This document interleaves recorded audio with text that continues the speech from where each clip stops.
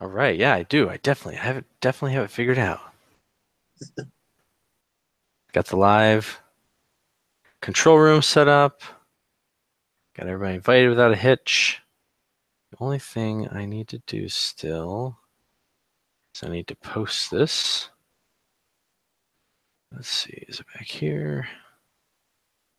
Yes, I need to make it widely posted.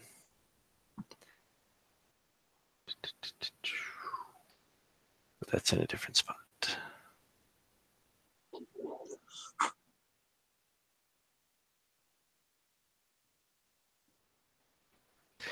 All right, so I almost did it without a hitch. Oh, crap. Oh, well, I might not be able to do that.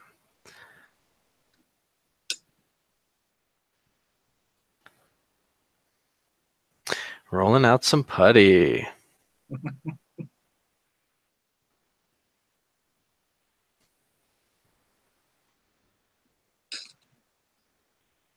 There we go.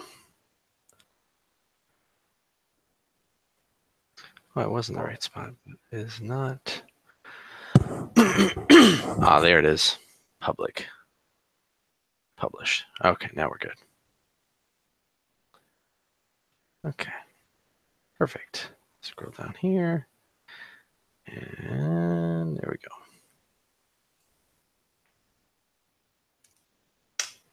All right. Whew, did you have a good Thanksgiving? Oh man, yeah, it was great. Awesome. No dramas. It was good.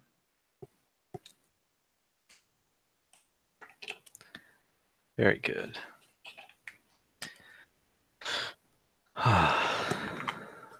What are you going to be working on? I am going to. Pardon me. Excuse me. All right, I'm going to be working on some more heads for the little goblins that I was that little goblin I did. I'm gonna do a bunch of heads. I'm gonna try and do this a little more modularly, I guess, in a way. Not specifically modular ones where you pick this arm, that arm, but more for myself. I'm gonna make a bunch of bits, a bunch of different weapons, shields, and then a bunch of different heads. Yeah. Cast them up, and then I can reuse those elements very quickly and easily and make minor changes because need lots of goblins. So it'd be nice not to have to sculpt, at the very least, not to have to sculpt the ears every single time. Hey, Kevin. Hello. And hey, first appearance hulked on the chat. Cool name.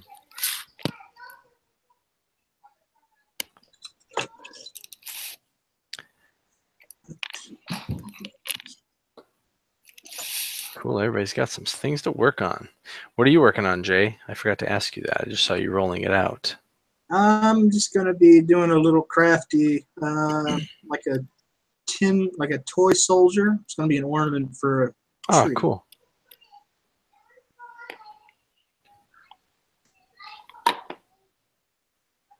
Those are always fun little things to make.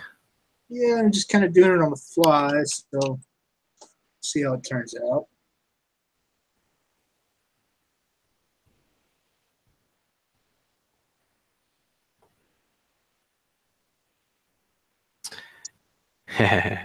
Yes, goblins. Here's the one I finished. I still haven't put up an official little photo of this guy, now that I think about it. I feel like everybody's doing goblins all of a sudden, though. I mean, I'm excited because I like goblins, but... Love the goblins. Yeah. It's just funny how that happens sometimes where it just seems something gets in the air and it hits everybody at the same time, even though they, doesn't seem like there's anything specific out there. Everybody's got the goblin fever. Yeah. It's like when everybody was making disaster movies all at the same time, and then I can't think of other ones, but it just goes in these waves. Stuff works like that. I worked at a convenience store in Chicago, and the weirdest stuff, like on certain days of the month, it might have to do something with economy, but people would bring in rolls of dimes on one day. And then the next month it would be people bringing in rolls of nickels. You'd just get surges of weird currencies. And they were paying for stuff with it. It wasn't like they were Yeah. cashing it in. Weird. Yeah, you get weird cycles like that happen, and it's like I said, people get the fever. Everybody's got the goblin fever.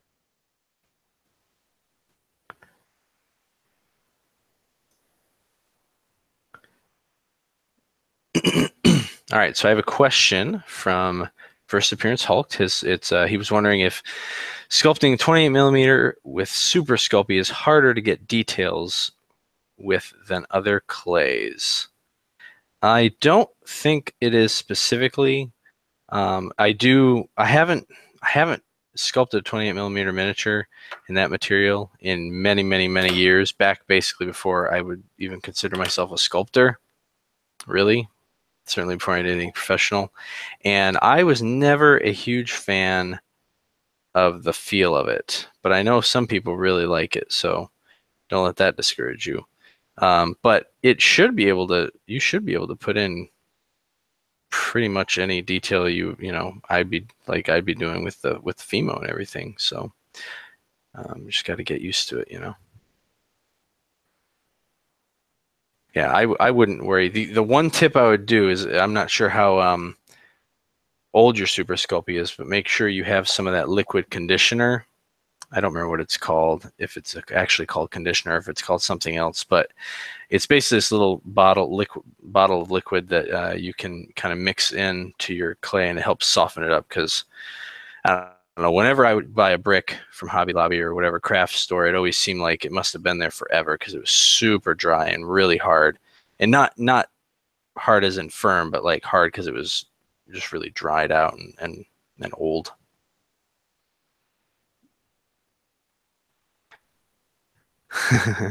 Yeah, use Rotar. You can sculpt with anything. Just might not vulcanize, but you can always, that's what RTV's for. Oh gosh, I just knocked something down. My legs. It's okay.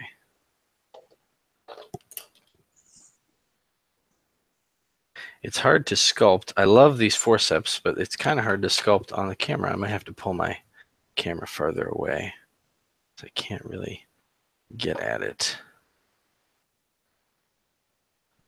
Let's try that.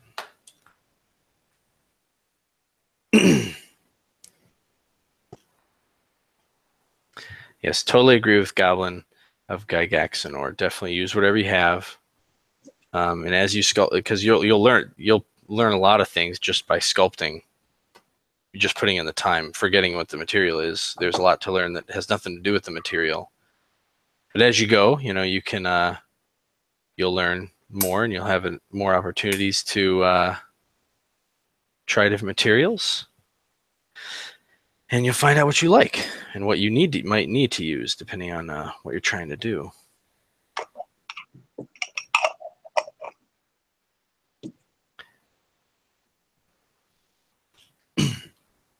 Hey, Minutes on the Sun.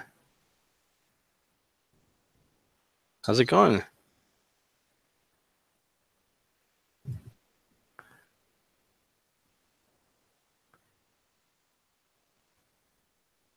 Yeah, I like Goblin of Gygaxanor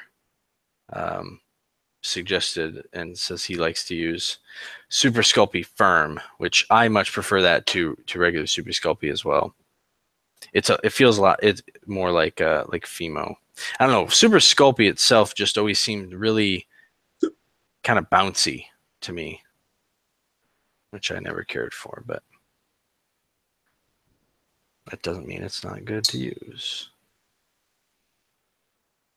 It's certainly tempting to get either one of those, though, over Fimo at times, just because of how much you get for the price. But you can get quite a few miniatures out of a little block of a Fimo. So it's never been that big of a concern. It always seems like, maybe you're spending more, but miniatures are tiny. You shouldn't sweat the materials. Get what you like and what works well, And those dollars will go a long way. Or pounds. Or euros. Awesome.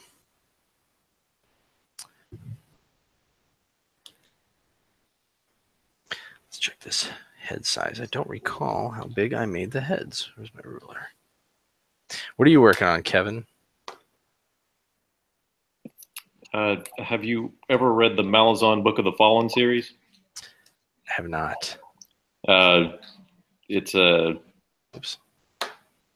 I don't know how to explain it. I mean, it's obviously a high fantasy series, but it reads like a homebrew D&D campaign, and That's fun. That's kind of what it actually was. Apparently, the author and the guy he created the world with role played the characters out to develop them before they became novel characters.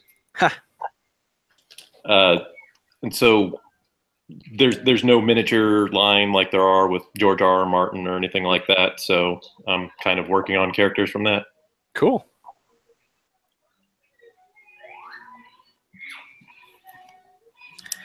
It's very fun to make sculpts of, well, with any art, doing kind of like fan art stuff, especially with stuff like that where you probably haven't, there's probably not even a lot of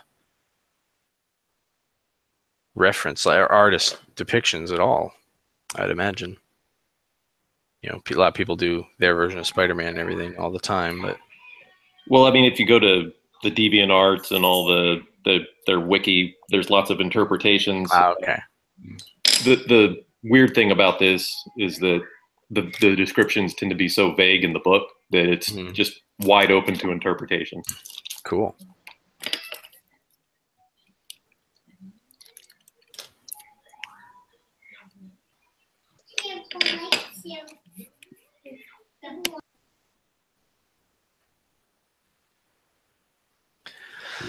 Let's see.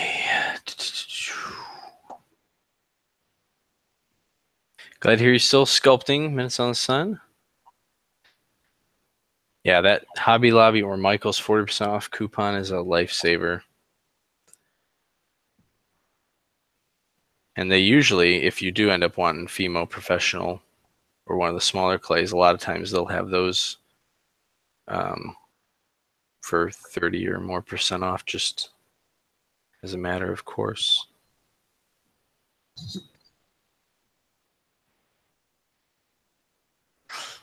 All right, thanks for stopping by, Minutes on the Sun. All right, another question from First Appearance Hulked.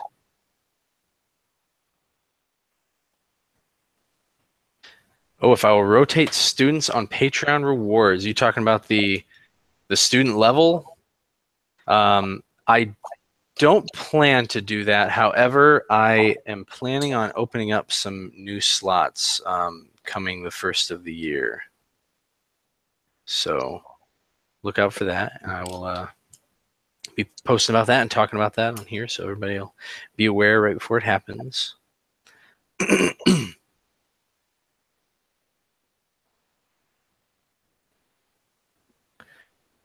guys kind of look like little aliens before when I first get started. Oh, I gotta fix that. That is not right. Much wider. Eyes are much farther apart. This is the thing that's tricky about sculpting non-humans and whatnot, is I haven't done it as much, even though I kind of created the look for these little goblins. And so it's much harder to remember how to sculpt them. It's like I'm relearning every single time. Which is another reason why I just kind of want to do a bunch of faces all at once and get them out of the way and kind of figure it out and nail it down. Oh, I did start some, where's the other one? Oh, here it is. I started weapons. Here's the weapons I've got so far. I've got 2 bows. Let's see if I can get this to focus. There we go. So here's one of the bows. It's kind of a standard one. Then more of a composite bow. And this is going to be a little sword dagger thing. This is going to be a club with a spike in it. And then this one This was a fun one. This is a giant bone that they kind of filed down into a club. So you can see it's pretty large, about as tall as they are. This will be for some sort of heavy goblin or maybe the boss.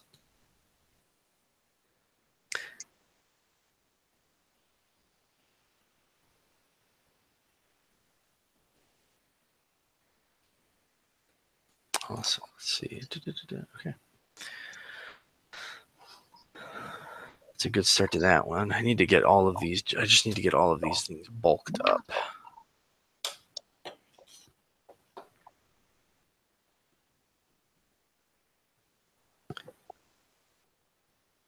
Just kind of get everything working at the same time. It's a one bad habit I learned. Well, I guess it's not technically a bad habit. Sometimes it's how you have to work. But when you if you're not sculpting all the time, especially like if you're not professional, so it's just a hobby, it's very easy just to work on one miniature at a time. But if you are sculpting with putty especially, it is a very good idea to try and have a few going at once. And I have a habit of just basically doing one and sticking with it and plowing through it, which is even easier to do when you're working in Fimo because there's no time constraint. You don't really need to let anything set up. But it's good to have multiple things. That way you get time for the putty to cure. And if you get a little bored, you can kind of switch over and do something else. It also doesn't feel like you're starting completely from scratch all the time if you get more of an assembly line going. I don't know about you guys. How do you feel about that? Do you find it hard to get started sometimes, or be like, oh man, I just got to start building up from an armature. I wish I was farther along. Yeah, I got burned out on a character I was doing. I was doing that Indian Scout, and I can't get part of it down. And instead of starting on something else, I wanted to keep finishing it, but I'm not making any headway. So I decided to do some crafty stuff instead. And I'll go back to it later. I think it depends on the availability. Normally I'll have 4 or 5 sculpts going at the same time. Recently I've been having trouble finding time. So I have a lot of irons in the fire, so I have various armatures in various stages that at some point I decided to just focus on one. Well, that's good, and you do have to take it to that point as well sometimes, but no, but absolutely. More often than not, it's I've got putty left over. I can start bulking up another figure, or I've got to let something dry or cure before I go on to the next thing. So that's made this one figure that I've been working on so slow. It's the only one I've been working on. Giving it lots of love. Yeah, definitely. I've become more prone to starting over. If I don't like something, for example, I had a cloak that wasn't happy with, so I ripped it off. That's really the best thing to do sometimes. That's another thing I'm guilty of is I tend to not do that. I tend to keep working it until it gets to some form that's usable, but I can tell you sometimes it would have been easier if I would have just ripped it off, but you get so invested sometimes you just can't bring yourself to do it. Well, that's one of the things I like about the putty is usually you can rip off that last layer you did.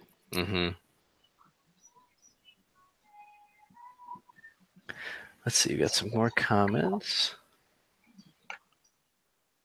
Goblin of Gygaxanor.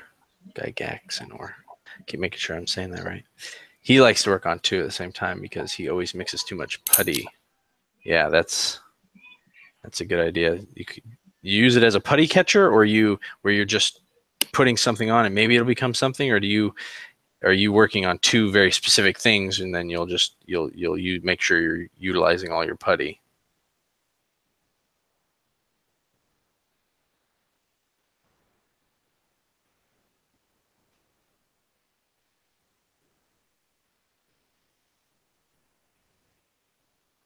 Goblin also says, armature is one of his favorite parts. Sometimes he feels He's ruining a nice wire sculpture.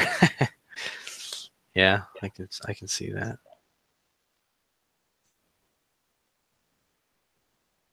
I'd have to agree with him on that. Sometimes armature is my favorite too. I'll get him down to poses, and I'm like, "Oh, that looks good enough." And I've actually got a collection of just armatures. Yeah, I would say the very beginning can be fun because you're kind of getting things set up, and then I like as I'm working more towards the end, or at least not the direct middle. Like when I'm doing the initial bulking stage, I just feel like sometimes it lasts forever because I'm trying to think ahead and plan it and put it together just right. That I feel like something, but it all looks it looks like nothing's happening because it's just a bunch of blobs with no details. That's it for me.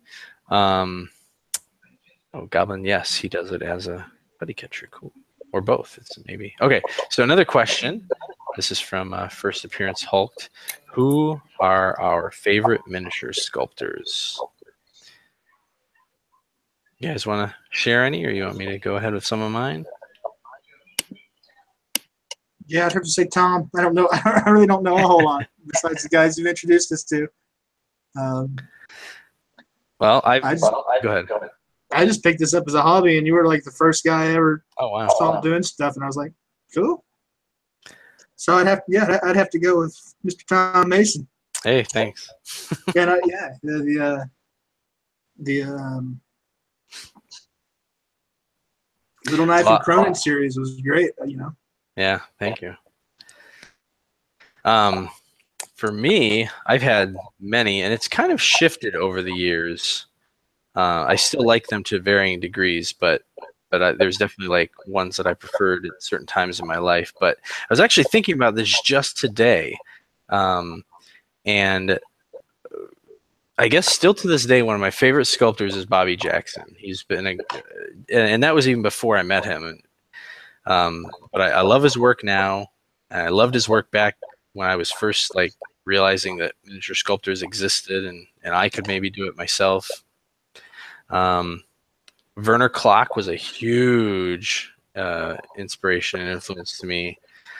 And another one I really like is Kev White of Hassle-Free Miniatures. Now his stuff is still absolutely amazing, but it's the same, but it's a little different. I don't know, there's something about it where it doesn't resonate with me quite as much like it used to. But yeah, I really like them.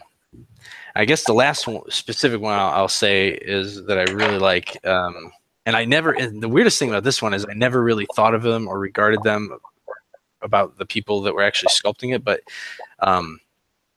Allie and Trish Morrison, who did the Marauder miniature line for Games Workshop back in the 90s, they did the Warhammer Dwarves, and I'm still to this day completely in love with those figures and sculptures. So I guess they'd have to be some of my favorites.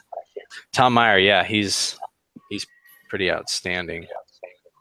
That's what I was going to say. Dark Sword was the first company I really saw where I saw examples of work where I was just blown away. It was basically Jeff Grace and Tom Meyer. Mm-hmm. It's really. Go ahead. Finish it. The Loris Tyrell figure that Tom Meyer did. Oh yeah, the Flower Knight. Oh, it blew me away. Yeah. And that's really the style I like. Yeah, so that's what I was going to say. It can be, for me, I like a lot of different things and a lot of different styles, and sometimes it just depends on my mood, and that's something right there. Like, I love Tom Meyer's stuff, but for that particular thing, and it's not the way I sculpt at all. So like, I admire him on one level in a different way that I admire Bobby Jackson. So I sometimes feel like I'm all over the place. But. Well, I've always shot for photorealism and correct proportions. And if you look hard enough online, you can find a blog by Tom Meyer that talks about specific finger and elbow proportions. Right. Does he still update that? I used to read that. That was a long time ago, though. No, I think somebody, I don't know what the program's called. Like, it's one of those like WordPress style whatever. They basically took his blog, and if you look hard enough, you can find it. Okay. Gotcha. Well, if I can, I might take a look, and if I can find it, I'll try and remember to post it somewhere for people to see. But yeah, I do remember that. That was a really good blog.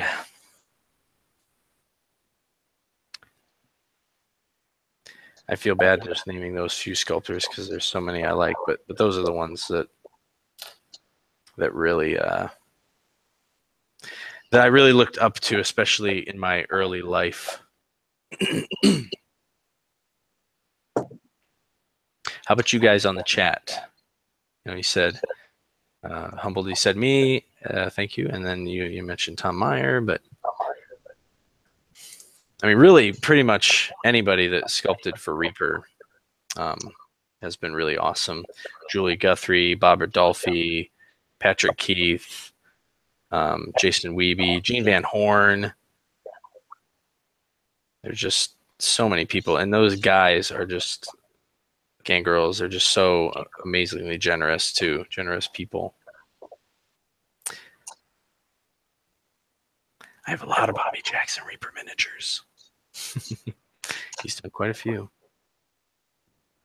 Bobby's someone that I especially admire.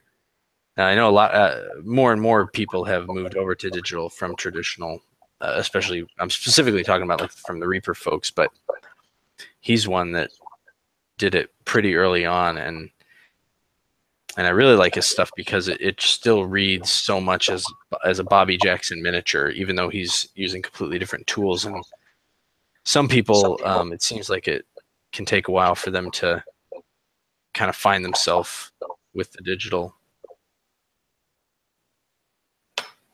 But his, if you don't see the digital file beforehand, I think it can be hard to tell that he's sculpting digital.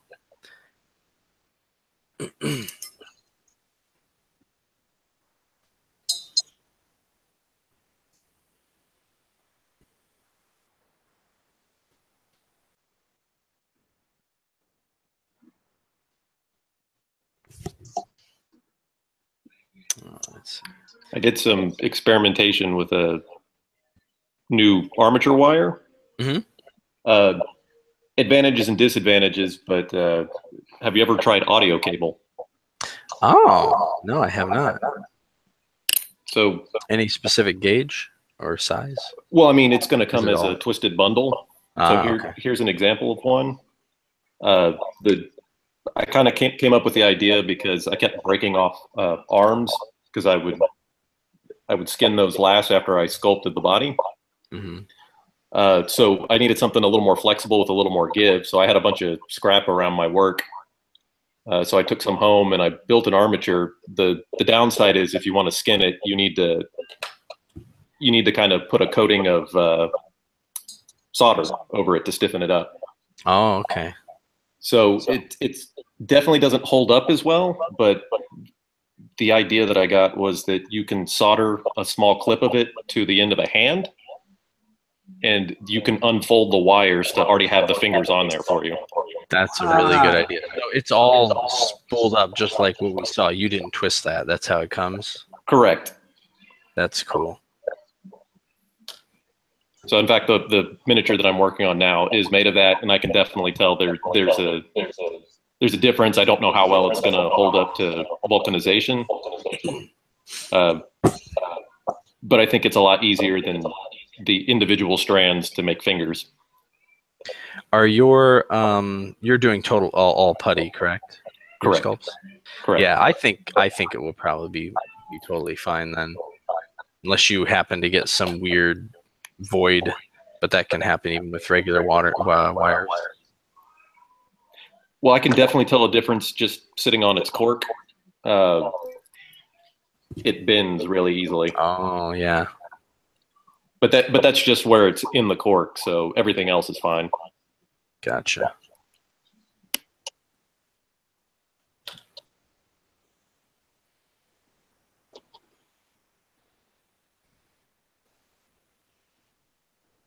I think I'm starting to get the hang of these head shapes.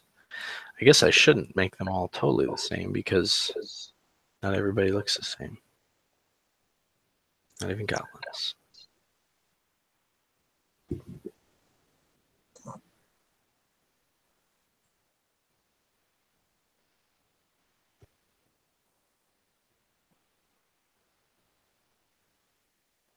I guess I'll give a couple other shout outs.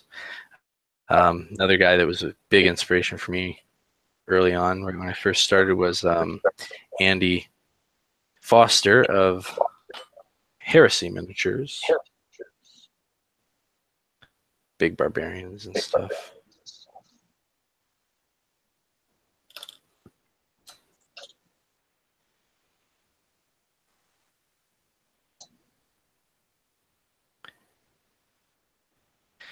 Let's see. First appearance, Hulk asked, "Is it possible to make a miniature without an armature?"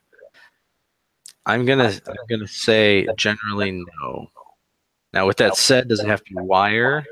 No, it doesn't. But unless the figure is basically a little clump, like, I mean, I guess this head is in some ways technically a clump. I mean, I've got it on a piece of wire, but that's just so I could start something. But this could just be right on the base here, and then you could just start sculpting. But if you want to do something, like this goblin here, where he's got arms outstretched and legs, and things are separated, you have to have something to build off of.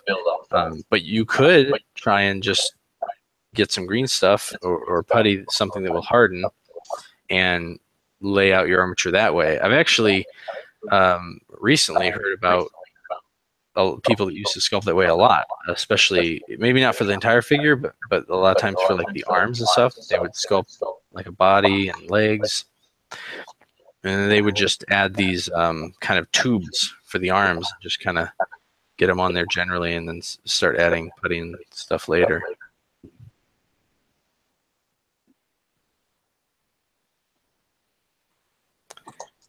Yeah, the creature I did on the Fimo video. I'm trying to remember which creature that was. Would that have been my little badger bear? Yeah, that was Badger.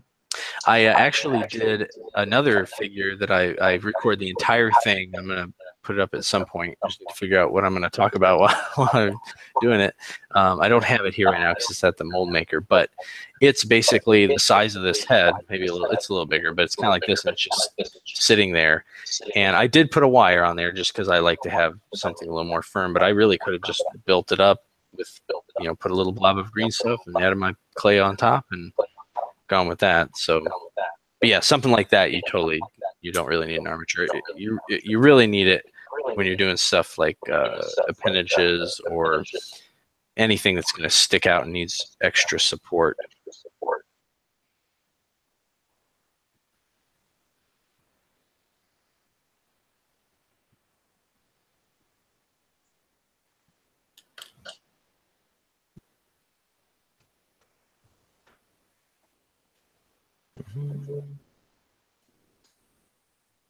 I can't believe it's been a year since the 100 days. I think close to it. Since you started it. Yeah.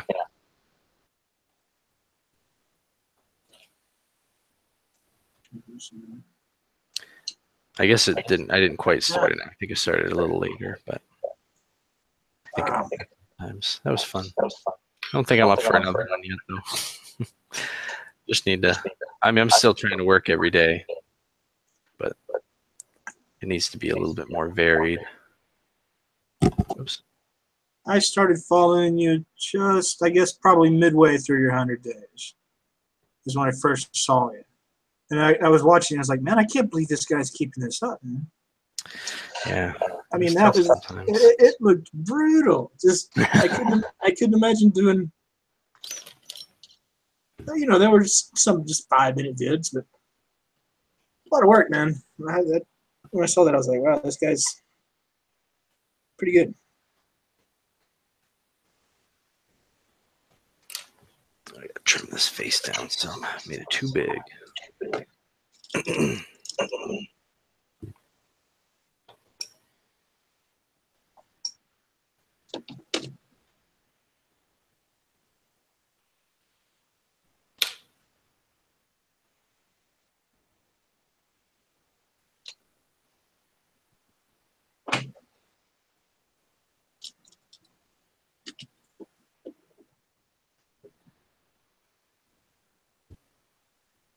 Oops.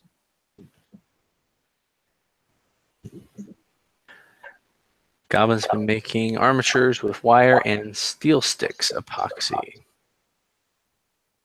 So you just use that steel sticks to get a nice underlayer, harden everything up. Is that super stinky stuff they sell at the hardware store? It's like a tube of putty with one part inside the other.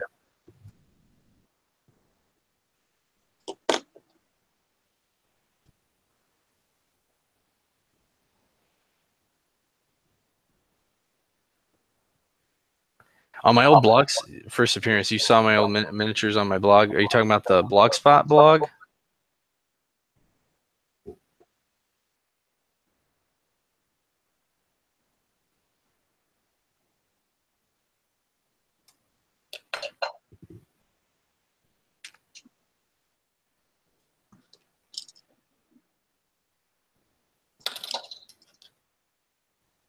Getting noisy with my tools.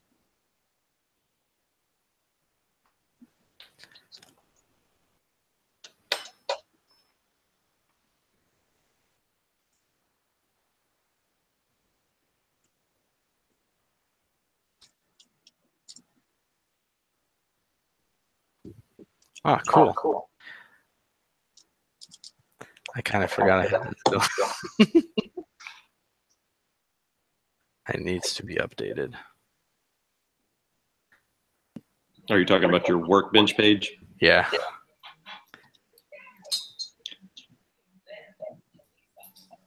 There are a lot of good sculpts out there. But they're pretty old, actually, most of the ones that are there.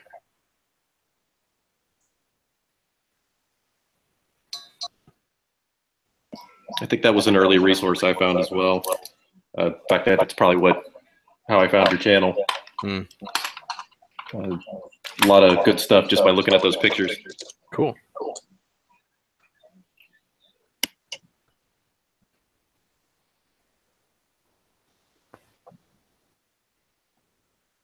It's a little better. Not quite round enough.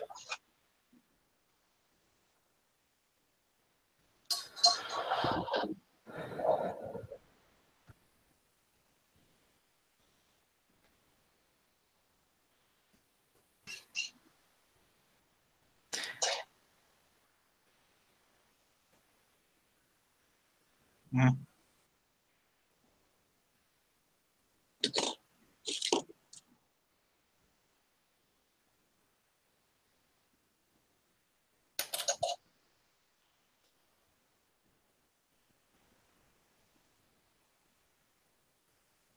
Okay.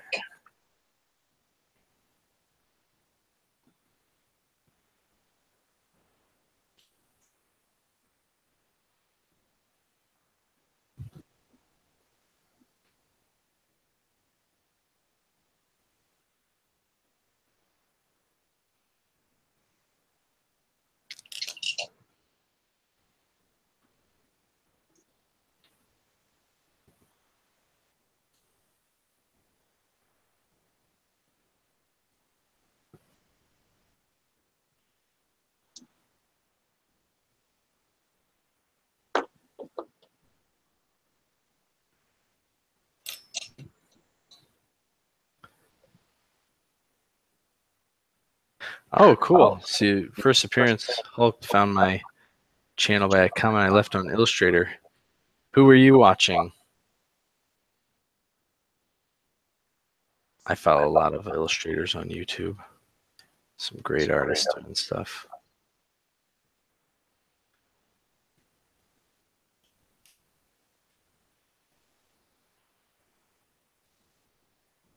There we go. That's better.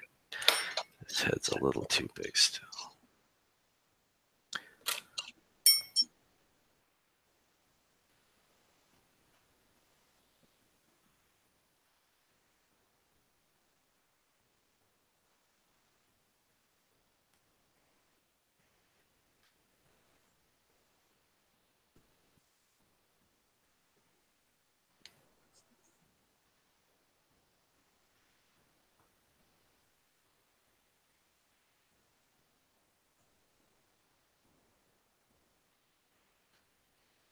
Trent Kanuga. Yep, he's one of my favorites.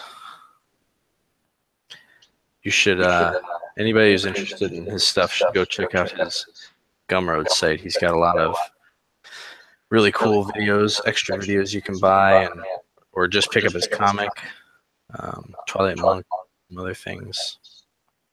He does great videos. He just did one that I've been meaning to catch up and watch, where he did like a sci-fi ninja boy. Thought it'd be a lot really fun to sculpt. Might do that. I've been thinking about trying to do more fan art pieces rather than just trying to do these things all the time. Because I've wanted to do some Nintendo characters and some other, just things from my childhood or pop culture that aren't miniatures.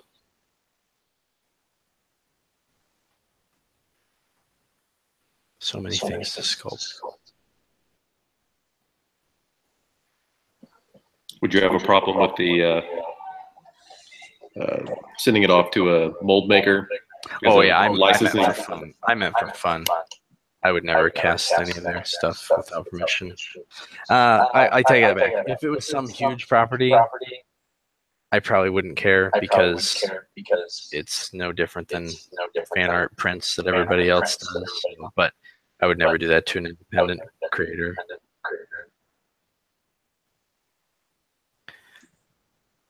Just because it's something they're trying to build, and that's a person that I actually could talk to and possibly deal with.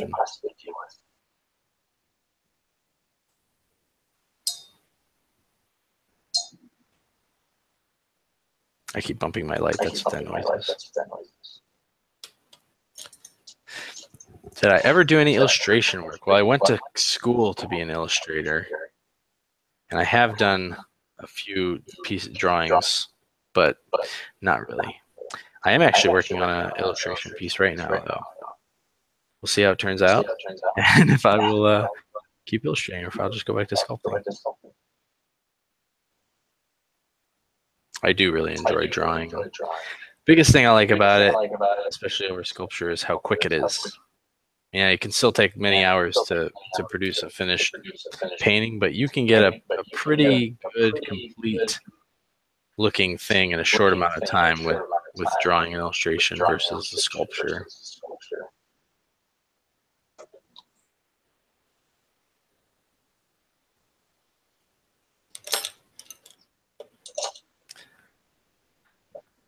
Oh, somebody's got an echo.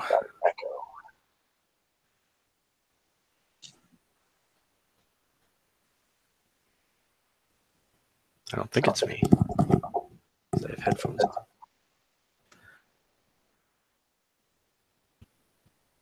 Art sucks. Yep. I was thinking about that on my way home today. I was talking with a buddy of mine who does a lot of freelance graphic design.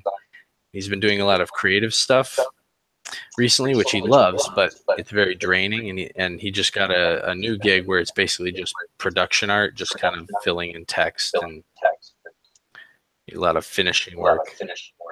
And I was thinking the same thing, that, man, it's kind of nice to have those jobs sometime where you're using your skills and you can be good at it still, because you can be quicker and efficient and still doing problem solving. But it's a lot different than starting with a blank canvas and having to create something that looks cool and interesting and different and speaks to a client's sensibilities. If you've been hired to do something, that's a whole nother level of stress.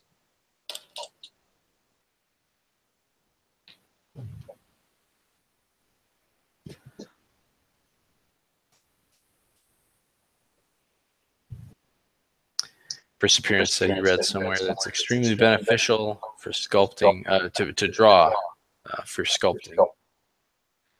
Needs you to think about contours and overall. Yeah, I've found that both have helped me. The more I sculpt, the better I've been able to draw, and vice versa. Although it can still be challenging because you have to draw what something looks like rather than making it in a real 3D space. sometimes your mind can trick itself, or you don't have the right information in your brain to be able to pop out the right view. You can end up drawing something from an angle that you wouldn't be able to see from the perspective you started at and stuff like that.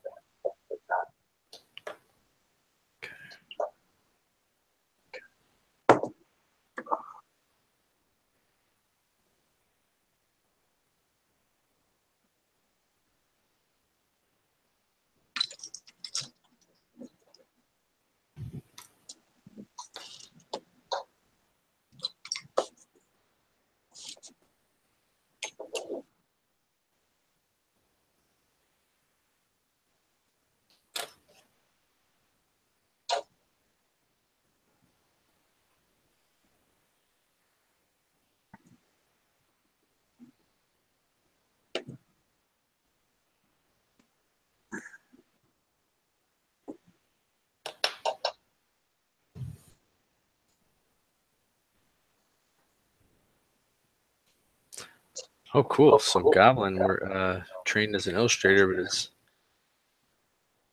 worked as a jeweler for 12 years. That's awesome.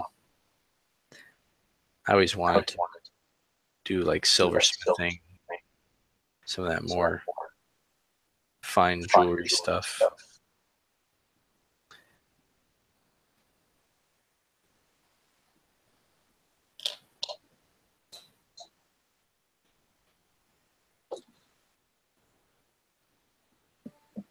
Do you know of a solvent that can get super glue off the tip of your tools?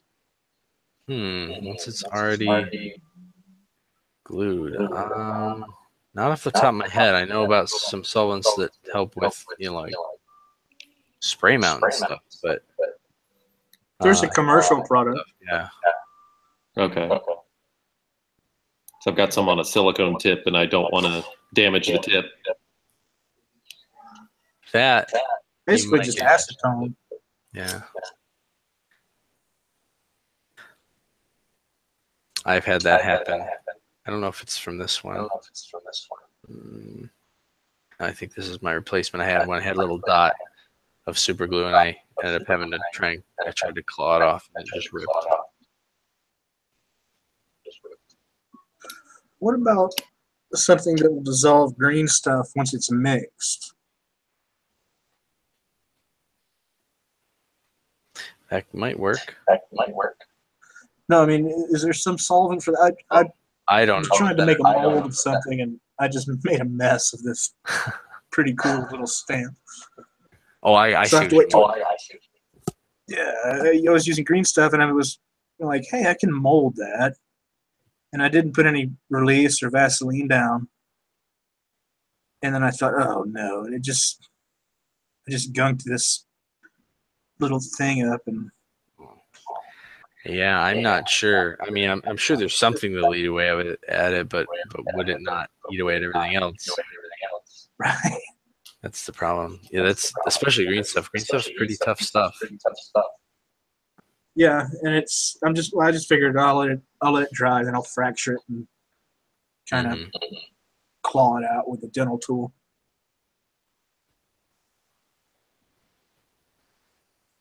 But I tried alcohol and that didn't work. I tried acetone and that didn't work. Yeah, I'm not sure.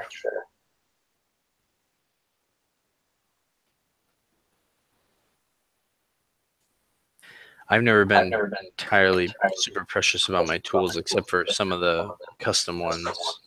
But they're all metal, so they're very easy to clean. I can scrape off putty or super glue very easily. How long did I sculpt before I went pro? Let's see. Well, I tried to sculpt my first miniature when I was a sophomore in college out of Super Sculpey, and it was terrible. I was trying to make a dwarf for my dwarf army. It was a little too big, and everything was blobby. Nothing to do with the Super Sculpey. It was all me.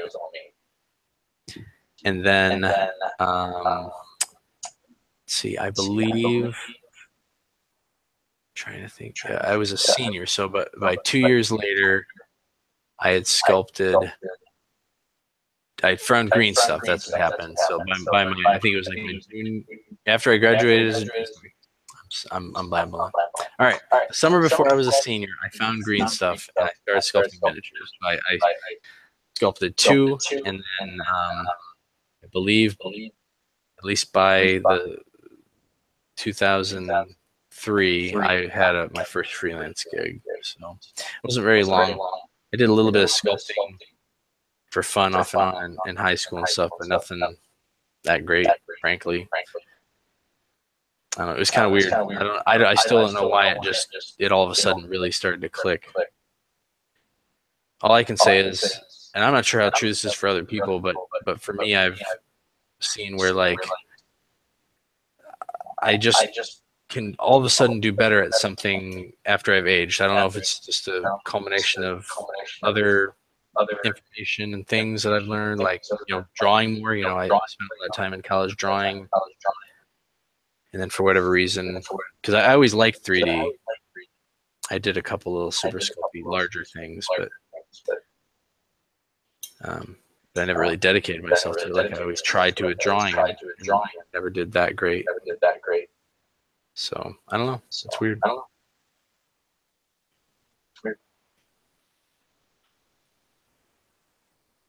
This head is too big. Oh, that one could be okay.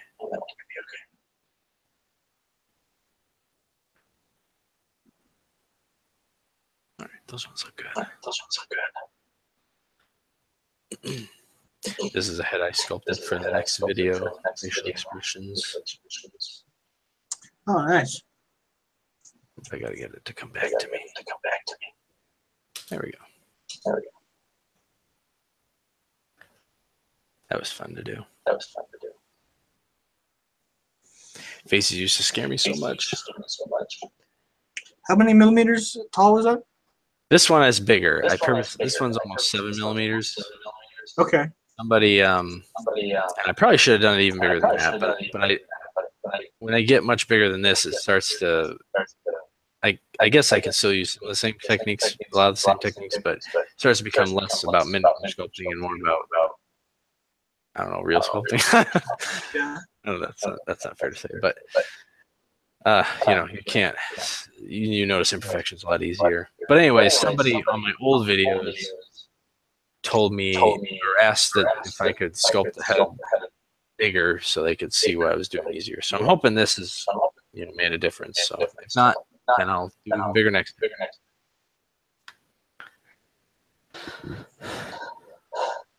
Yeah, first appearance says maybe your brain is more suited for that kind of thing, and that's probably part of it. Everybody's wired a little different. And Goblin said he got a charity gig for some portfolio work, $100 for a copy of their idea.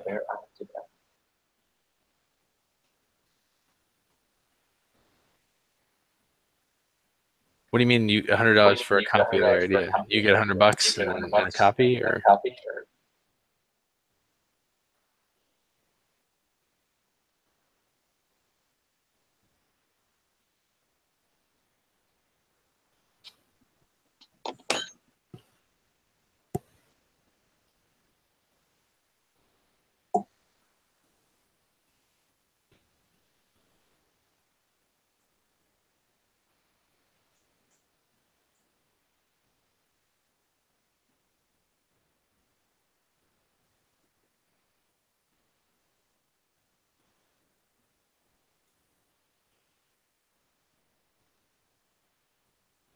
I'm glad I got these goblin heads started because I was kind of putting them off and working a lot of other little things, but it will be good to have a bunch of different faces made ahead of time.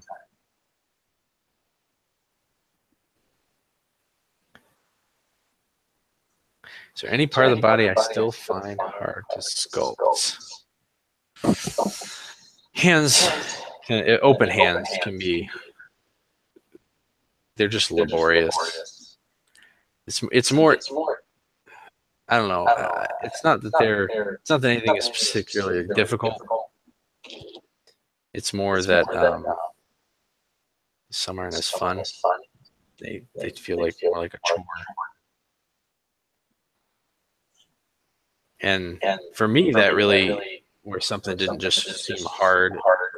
I never got over it for a long time until I just started putting in tons and tons and tons of time.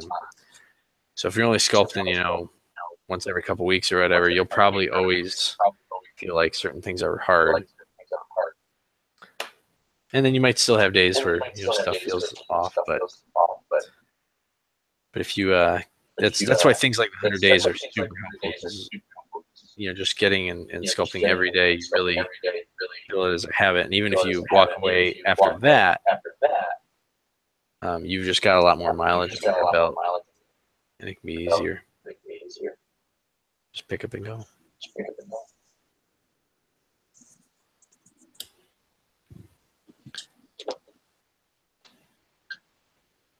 Can you recommend any anatomy books, Tom? Yes. There's a lot of them out there, and I'm just kind of I was looking at some the other day, and I was just like, I don't know what to get. Yeah, I really liked. I think it's Bern Hogarth. Is that his name? Am I saying that right? I'm gonna look it up real quick.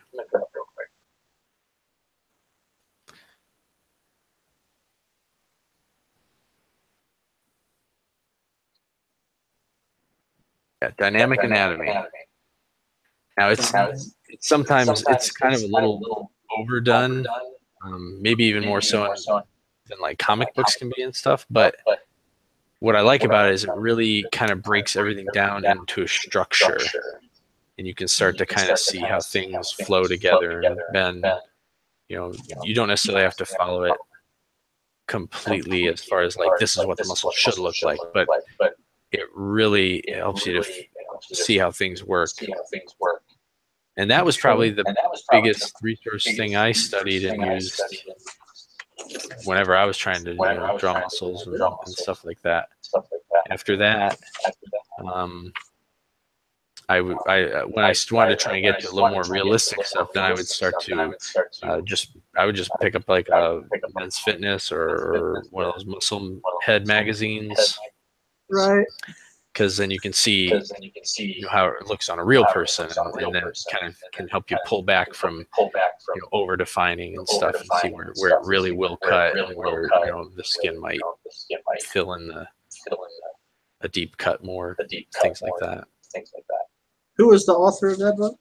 Bern Hogarth. It's BURNEHOGARTH.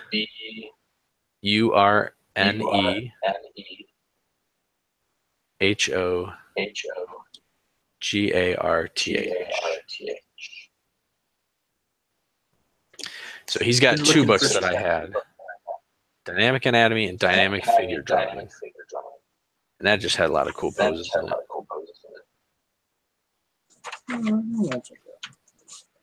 That's actually something that I would suggest.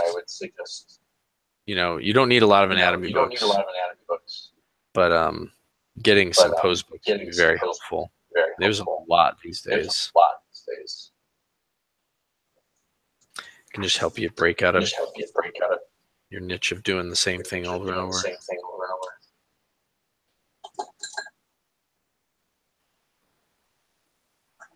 I went on to Amazon to look. I just got swamped. It was like, I don't know what to get. There's a lot. I mean, there was medical anatomy. There was, you know, so many books for artists. And I just got overwhelmed. Mm-hmm. But I'll give a few a shot, and I'll take if you find another one that has like a style that you like, I'd suggest getting that too. But, you know, just personally, I suggest it. It was so exhaustive. Right.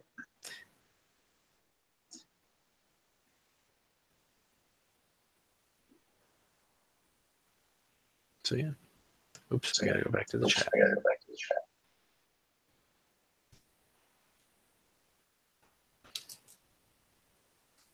Oh yeah, Drawing the Head. I think I might have had that one. He actually has a really good one on folds for clothing, which was super helpful, especially when I was sculpting.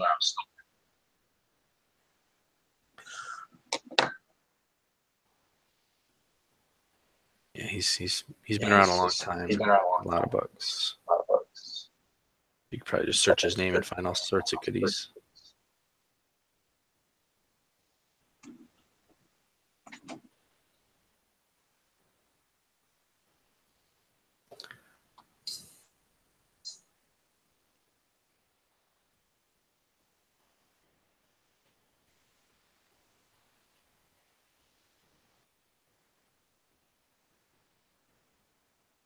Oh, I guess I do have these about the right size. All right, we're hitting about an hour, so start wrapping it up here. Any last questions or thoughts for anybody?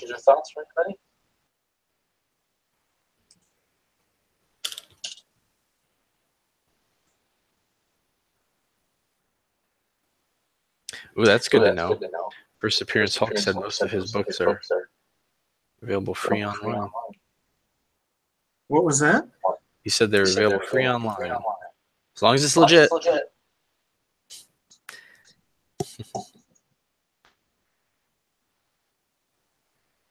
Yeah. They might be though, because I don't know what year they were published, but I know they've been around for a long time. They might be public domain. Yeah, I mean, if I went to a web page and it was written on the page, I'm cool with that, but I never click anything to download. Pirate. All my friends were real big on like torrents and some kind of web. I forget, lots of different stuff. But I was like, that was somebody's work, man. Yep. Cool. All right, guys. Well, thanks for coming on. It was awesome. I was really glad to see so many people in the chat too, and glad I kept remembering to look up and check. Right on, man. Have a good. We're coming up on. Let's see. We're finished with Thanksgiving. Christmas is coming up. Yep. So, are you gonna do a hangout for December? I plan to. Well, let me check the date real quick. Let's see what's going on. What day would that be? Last Wednesday is the 27th.